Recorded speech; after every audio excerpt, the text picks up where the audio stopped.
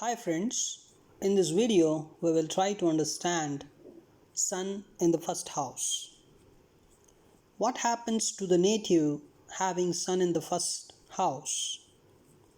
So there is an exception for this. Even though Sun is in your first house, it may not be very auspicious for you if you are a Virgo ascendant or Capricorn ascendant or Pisces ascendant. Because for Virgo ascendant, Sun is the 12th lord. So if 12th lord is sitting in the first house, it is not auspicious. And for Capricorn ascendant, Sun is the 8th house lord. So 8th house lord sitting in the first house is not as auspicious. And for Pisces ascendant people, Sun is the 6th lord, and 6th lord sitting in the first house may not be so auspicious, right? So one more thing we can also understand for Libra ascendant people, when Sun is sitting in the first house, actually in the house of Libra, Sun is debilitated at 10 degrees. Even Sun is not comfortable in the sign of Libra. So basically, Sun may not give expected results for Virgo ascendant people, for Capricorn ascendant people, for Pisces ascendant people, for Libra ascendant people, if it is present in the first house.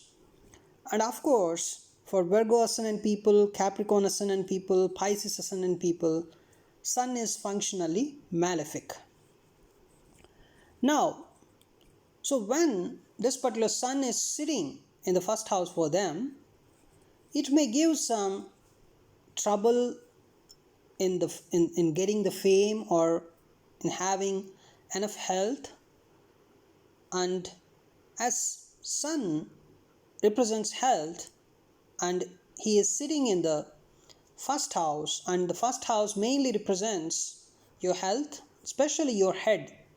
So when Sun is not comfortable, then it is going to provide some kind of health issues in the head part mainly.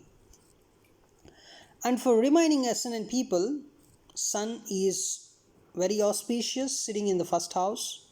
That is for all the remaining ascendant people, that is other than Virgo, Capricorn, Pisces and Libra ascendant people, Sun sitting in the first house is very good. Because Sun represents your confidence, vitality, your radiance, your egoistic nature, authoritative nature, your health, your high position, your help from the government, help from the administration, or you becoming an administrator, all the stuff. It generally it gives a lot of leadership qualities. Sense it always gives you a sense of superiority, right? So as Sun is sitting in your first house, you automatically get respect from others. And if you don't get for other ascendant people also, the problem is, see, if Sun is sitting in the first house, you feel always superior, authoritative. And if remaining planets are also in some good position, then yes, you may get that the respect that you are expecting from others. But if the remaining planets somewhere you're running a bad antardasha, and if you don't get the kind of respect, then even Sun is present in your first house, right? You don't get much respect because of other planets antardashas, then you may feel bad, you may feel upset. So that kind of problems you may have. So as Sun is present in the first house, it automatically Sun represents father, so you get a lot of support from your father. And Sun in the first house also makes it can make you very generous and kind-hearted, right? It is very good in the field of politics, and even if you want to gain fame, that is also very good. You would gain a lot of fame in your life. So that also makes you very Sun in the first house can make you very powerful. Your voice is very commanding, you can say how a king speaks, right? You may become very practical also, right? And Of course, you may get a lot of support from your father, but if you have some bad energy in the ninth house represents a mutual relationship with the father. So if that ninth house has some bad energy, you may not have some good mutual relationship with your father, then you may have some troubled life with your father, even though sun is sitting in the first house. So sun also represents government, and you may get a lot of support from the government, and it is very auspicious. Basically, it gives you a lot of health, commanding voice, and all the stuff, right? And one more problem I observed with sun in the first house is your head part, and sun is in your first house. So you may get uh, you know bald head very early in your life, because sun is the heat. So this particular heat energy, and if it is sitting in your head, kind of, right, this heat is uh, coming to your head part, so automatically it may uh, burn the kind of hair you may have. Burning in the sense, it's not really burning, you may get bald head. That is the meaning here, right? So that is the only problem. And another problem I observed is, as sun is sitting in your first house, you're automatically authoritative, right? You have the commanding voice, you're egoistic, you expect a lot of respect from others. So such kind of a person, if you're in a job environment, how you feel, right? You may not respect your superiors. So see, when you're a serviceman, when you're an employee, you have to respect your managers, you have to respect your elders, you have to respect your superiors, your bosses, right?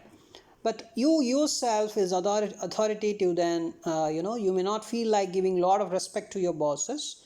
So automatically you may feel uncomfortable in the job environment, right? In the service sector, you may not be very fit into.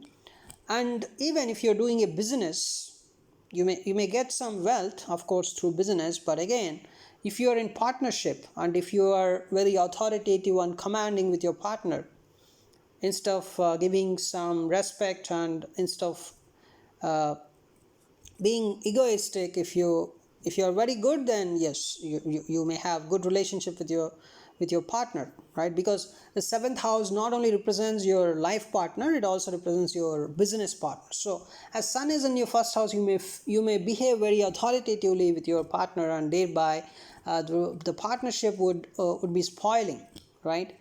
And also, so better you do the business on your own instead of having some partnership, right?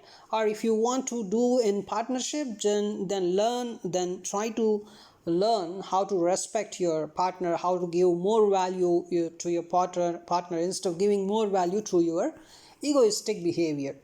And even in the marriage, you may show that kind of egoness, that kind of authoritativeness. So if your life partner is very much comfortable with that, with your ego and with your authoritativeness, then yes, your life may go very fine. Otherwise, your life partner, if she is not very much comfortable, or if he is not very comfortable with your egoistic behavior or authoritative behavior, or the kind of superiority you have.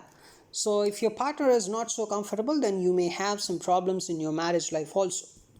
So what you can gain from, so on the in the high level picture, what you can gain if sun is in your first house, and if you're not a Virgo or Capricorn or Pisces or Libra ascendant person, then you generally gain the lot of radiance, right? So the moment you enter a place, the kind of radiance you give, or you people see in you, is really really brilliant, right? So just try to utilize that brilliance, and you may have a lot of vitality. So even your age grows, you may have that kind of power, right, in you. So utilize that, and you may get a lot of help from the government. Utilize that, and you may go to a higher position in the government. So utilize that, right? So these things you can utilize. You may have leadership qualities by birth. Utilize that, right? So you may enter into politics and have some kind of very high position, right? So the royalty you have, right? The compassionate, you are very compassionate, you are very generous, you look very dignified. Utilize that instead of showing the authoritative or egoistic nature and spoiling your relationships, you know.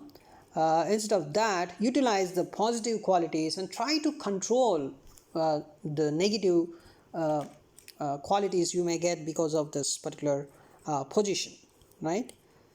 So that's about sun in the first house. So obviously here you're seeing a Cancer ascendant person.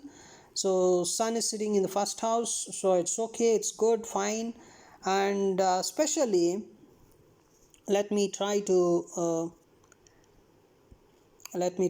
check with some other date here.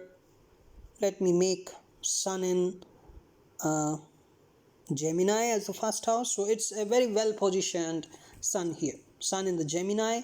So Gemini people are, by default, they are very good speakers. They are, they don't let others to speak, though they feel jealous if anyone speaks better than them, because they are automatically, they are by default, they are the they are the very good speakers. They can communicate well. I'm talking about the Gemini ascendant people, not the Gemini moon sign people. Okay, please observe that. The Gemini ascendant people, they're generally, they can speak very logically, they can speak very authoritatively, they can attract the audience. Only problem is they are jealous if some other person is taking the attention of the audience in an auditorium, right? So even, see, just imagine, and sun is also sitting here, you cannot bear this particular Gemini ascendant personality here, right? Even sun is here, the third lord generally gives the communication.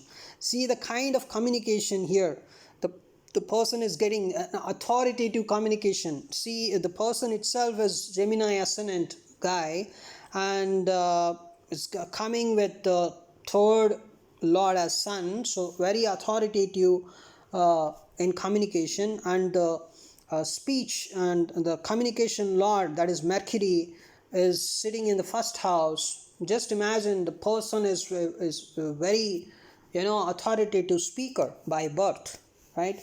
So this is about a simple horoscope analysis here. Thanks for watching my video.